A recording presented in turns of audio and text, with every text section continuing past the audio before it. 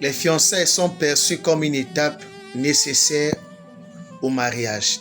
La raison évoquée, elle permet aux fiancés de se connaître et d'arrêter s'il y a incompatibilité. Cette conception n'est pas toujours vraie et biblique. Plusieurs mariages sont brisés malgré l'observation des fiançailles, alors que d'autres ont résisté, sont passés par cette étape. Il est impossible d'étudier et de connaître une personne pour une période de 6 mois, voire de 2 ans. L'homme reste un mystère que seul Dieu peut le sonder. Admettons qu'on arrive à se faire une idée de l'homme qu'on veut épouser. Il ne faudra pas oublier que l'homme n'est pas figé. Il est changeant et évolutif. Les fidèles d'aujourd'hui peuvent devenir les fidèles de demain. Si on considère les fiançailles comme une période de notation, qui acceptera d'exposer ses défauts pour être mal noté s'il tient à la relation, chacun adoptera forcément une attitude hypocrite en donnant une belle et séduisante apparence afin de convaincre les cœurs de son futur partenaire. Si on conditionne le mariage par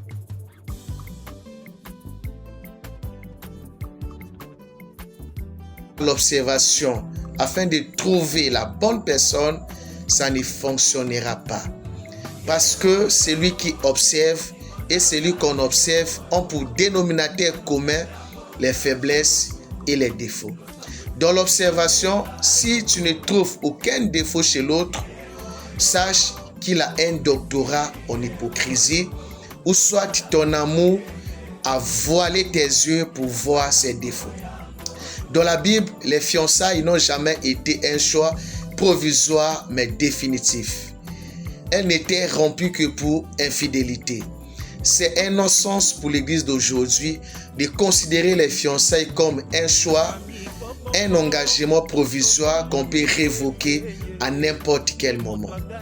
La bonne démarche consiste à se référer personnellement à Dieu pour obtenir son approbation après avoir fait un choix ou de lui demander une orientation dans le choix.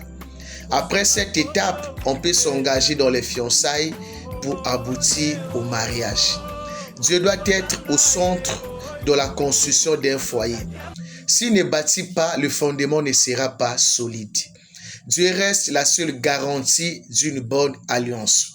Malgré les défauts et les changements attendus dans le mariage, si c'est Dieu qui a uni les conjoints, il veillera à apporter son soutien et son aide dans le couple.